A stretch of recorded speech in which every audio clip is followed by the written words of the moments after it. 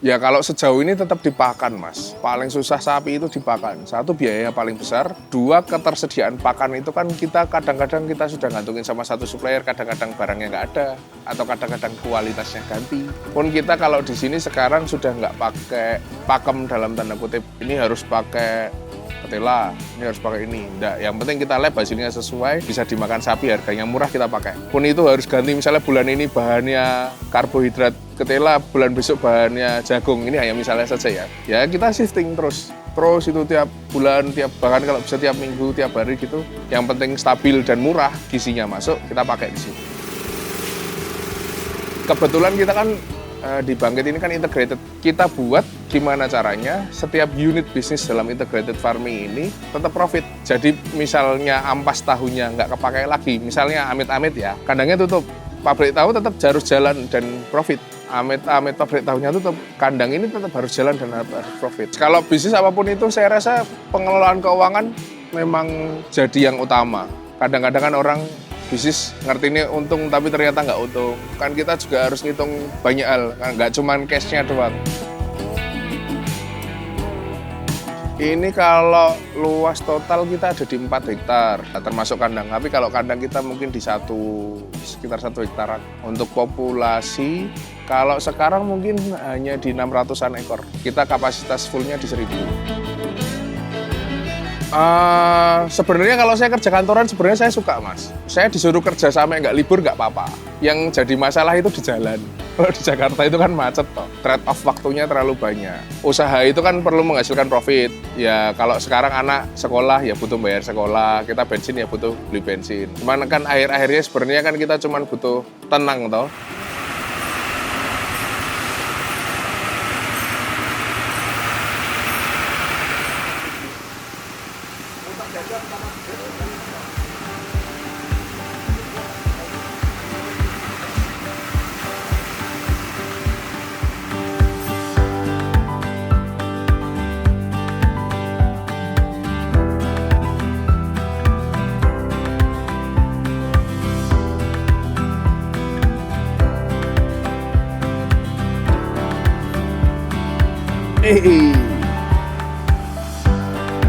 Assalamualaikum warahmatullahi wabarakatuh. Perkenalkan, nama saya Haryo Wicaksono, biasa dipanggil Haryo dari Bangkit Ternak. Lokasi kami ada di Kabupaten Semarang, Jawa Tengah, tepatnya di Ngintungan. Usaha ini sebenarnya saya generasi kedua. Jadi dulu dimulai dari bapak, mulai tahun 1999. Tapi dulu lokasinya tidak di sini. Dulu lokasinya ada di Karangjati. Setelah trial membesar, ya mau nggak mau karena di sana ada perkampungan warga juga, pindah ke sini mulai tahun 2004. Kalau saya sebenarnya baru 5 tahun ini, jadi saya di 2021.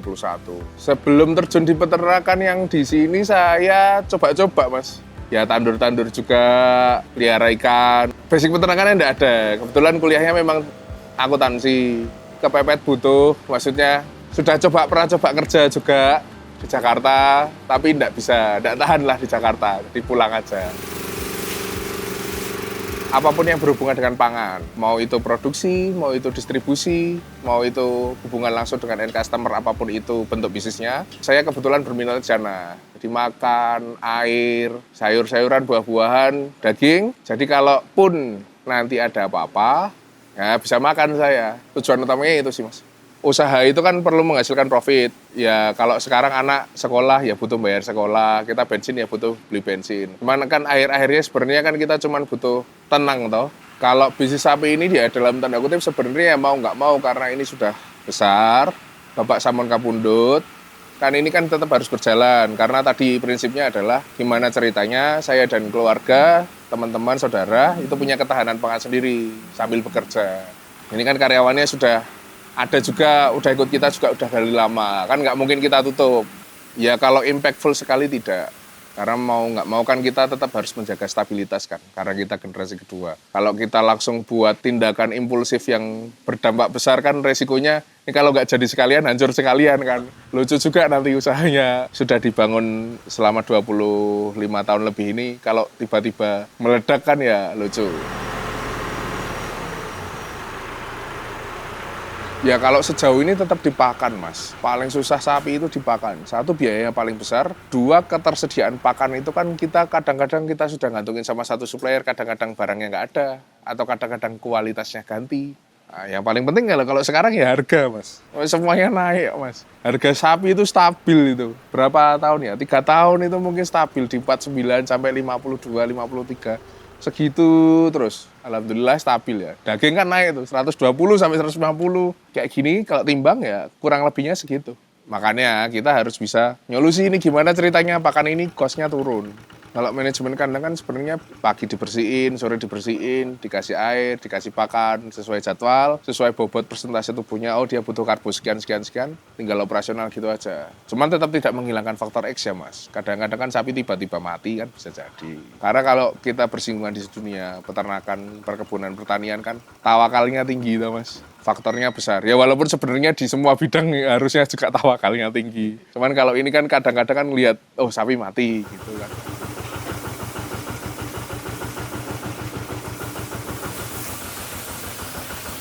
Costing pangan itu agak rigid sekarang. Bahan pakan tuh kita pastikan biaya per kilonya dan akhirnya adalah per sapi per harinya harus cuman sekian itu terus kita pikirin gimana caranya. Apakah kita better beli atau kita produksi sendiri. Pun kita kalau di sini sekarang sudah nggak pakai pakem dalam tanda kutip. Ini harus pakai ketela, ini harus pakai ini. Nggak, yang penting kita lab hasilnya sesuai, bisa dimakan sapi, harganya murah kita pakai. Pun itu harus ganti, misalnya bulan ini bahannya karbohidrat ketela, bulan besok bahannya jagung. Ini hanya misalnya saja ya. Ya kita shifting terus. Terus itu tiap bulan, bahkan kalau bisa tiap minggu, tiap hari gitu. Yang penting stabil dan murah, gizinya masuk, kita pakai di situ. Karena kalau di sapi kan, pakan kan cost-nya besar sekali ya Mas ya. Per sapi itu kalau di luaran saya tanya sama beberapa teman itu bisa 50.000 sampai 60.000 per hari per ekor. Itu kalau di kita mungkin di sekitar kurang lebih separuhnya bisa. Jadi kita range-nya mungkin di 27.000 sampai 32.000-an. Jadi menang di pakan. Ini tahun ketiga kita jualan untuk lebaran. Jadi selama ini kan jualan hanya untuk jagal.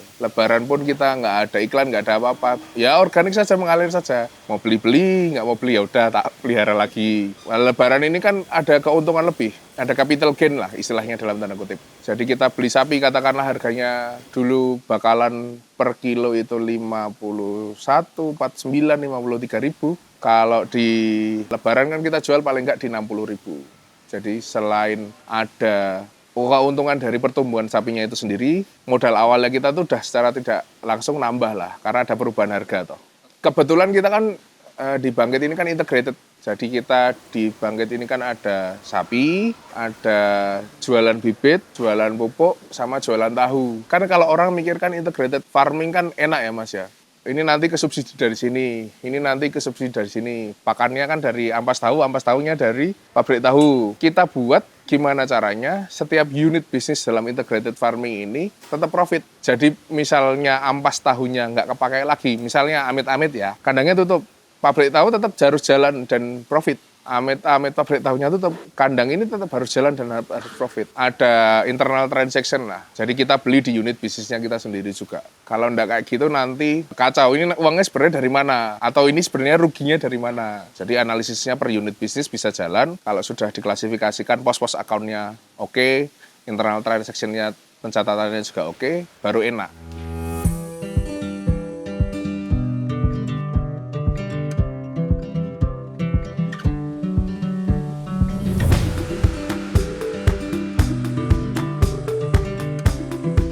Jadi kalau di kita kan paling besarnya adalah pengemukan sapi. Pengemukan sapi ini kan kita ada by-productnya. By-productnya apa? By-productnya ya kotorannya sapi ini. Kita kelola itu menjadi pupuk.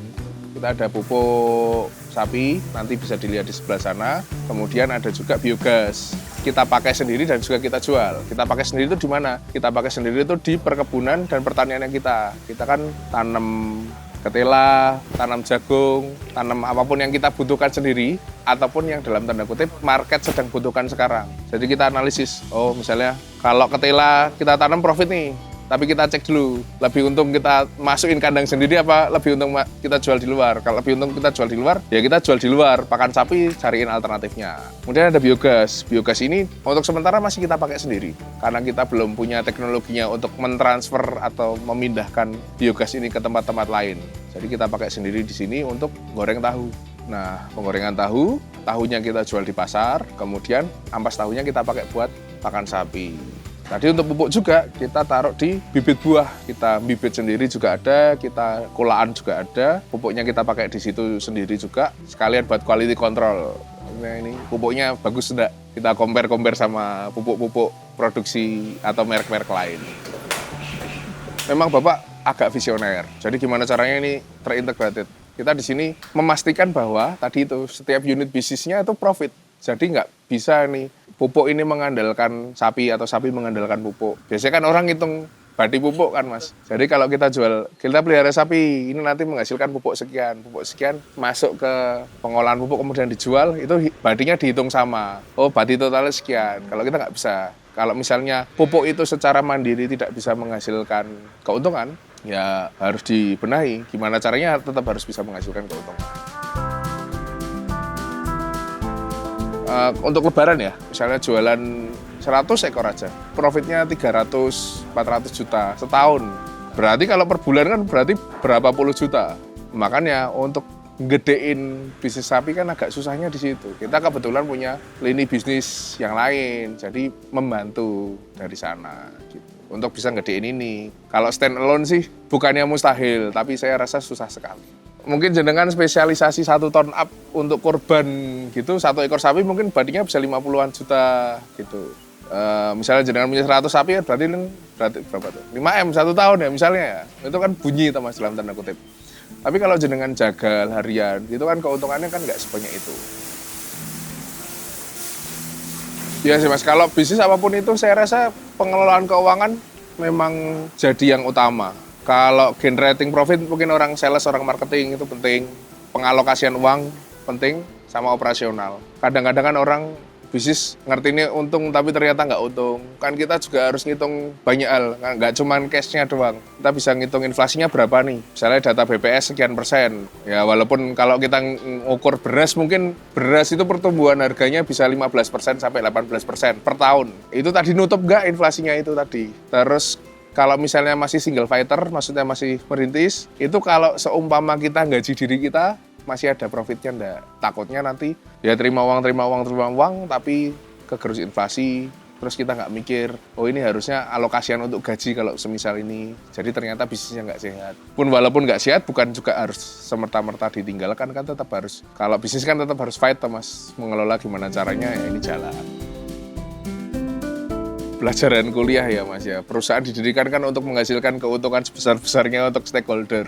Walaupun kadang banyak bisnis berjalan tidak memegang itu juga, maksudnya core utamanya adalah kadang ada legasi, kadang ada cita-cita, atau hanya kelanganan saja. Cuman kalau keuangan memang harus dipegang kuat sih Mas, karena ya mau nggak mau nilai ukurnya, patokannya kan di situ, patokannya kan di nominalnya.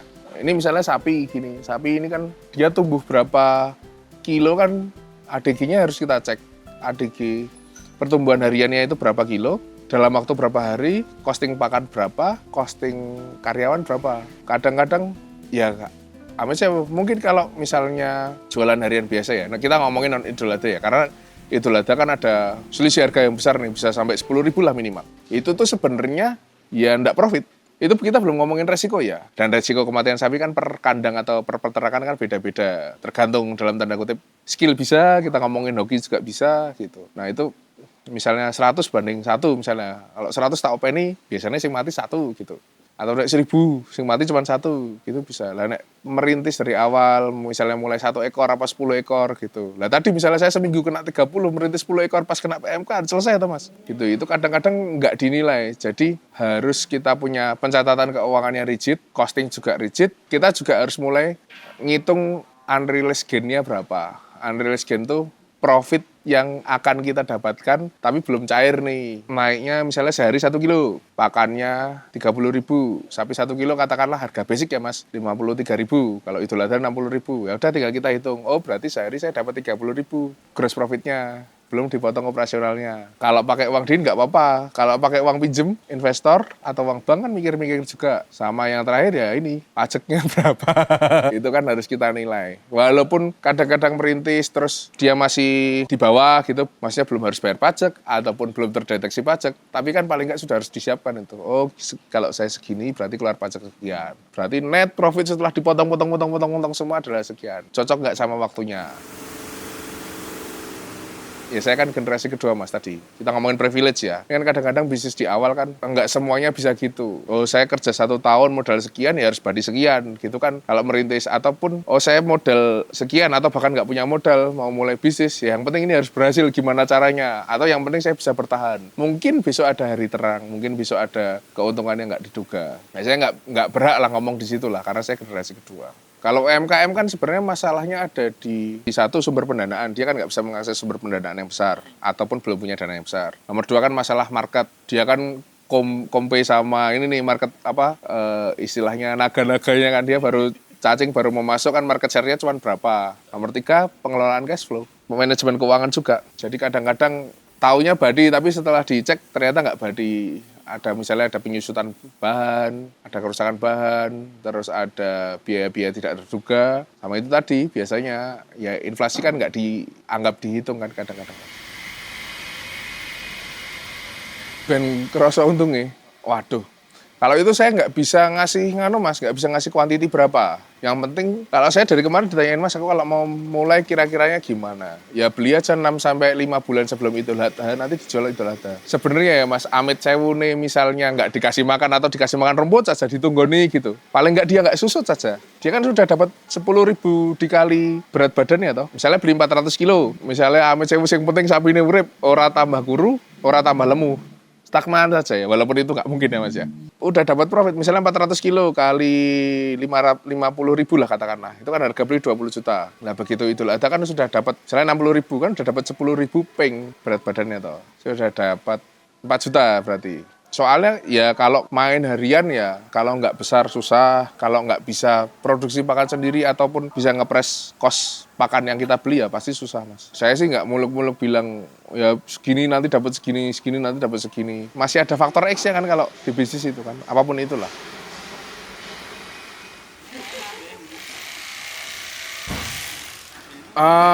Sebenarnya kalau saya kerja kantoran sebenarnya saya suka mas. Waktu itu 2021 di salah satu perusahaan besar di Jakarta, saya disuruh kerja sampai nggak libur nggak apa-apa. Yang jadi masalah itu di jalan. Kalau di Jakarta itu kan macet toh. Sama kebetulan airnya nggak cocok. Jadi air buat mandi itu nggak cocok kalau di Jakarta. Kebetulan saya ada di wilayah Jakarta Utara, itu kan airnya agak nguning-nguning gimana gitu kan. Kita kan biasa mandi di kali airnya bersih segar gitu kan.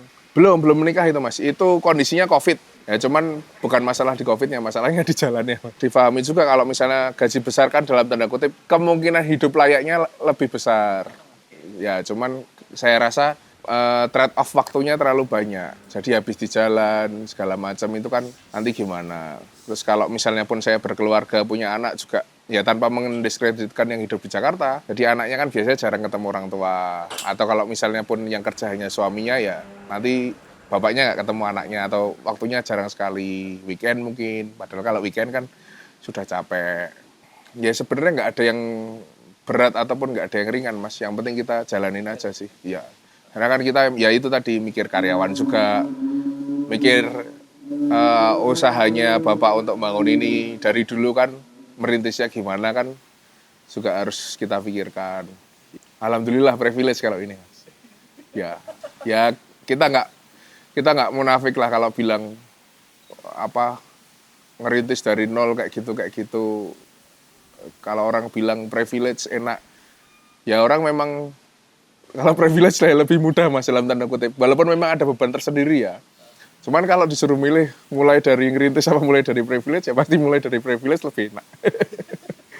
Ya karena basicnya accounting mas, jadi ya gimana caranya ini dalam tanda kutip profitable dan sustain. Waktu itu karena saya punya kemampuan akuntansi, dalam tanda kutip teruji karena sudah pernah kerja ya. Ya kita testingnya di itu, gimana caranya kita ngurangin costingnya setiap hari, bahan pakannya jadi lebih murah atau lebih efisien untuk pertumbuhan sapinya gimana caranya, gitu. Sama gimana caranya kita dalam tanda kutip gedein revenue-nya. Apakah harus kita ningkatin jumlah penjualan sapinya atau kita bisa main di harga atau seperti apa gitu sih. Oh iya, kalau dulu kita beli ya harus cash. Jadi datang katakanlah 40 juta, beli 10 ya bawa uang 400 juta masukin ke dus Indomie apa tas kresek.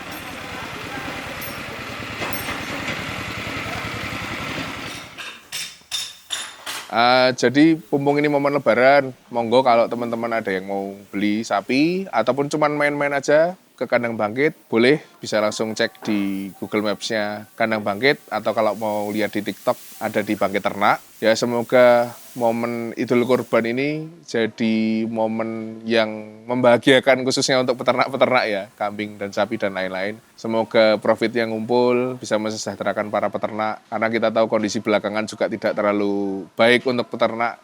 Harga-harga turun, harga pakan naik, ya semoga bisa dapat pulih-pulihan enggak lah, paling enggak untuk bertahan ke tahun depan syukur-syukur lagi bisa nambah.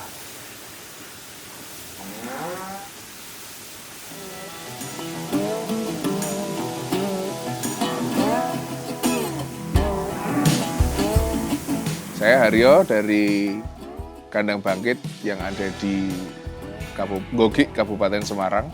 Terima kasih. Assalamualaikum warahmatullahi wabarakatuh. Biasanya like, comment, subscribe nggak ada.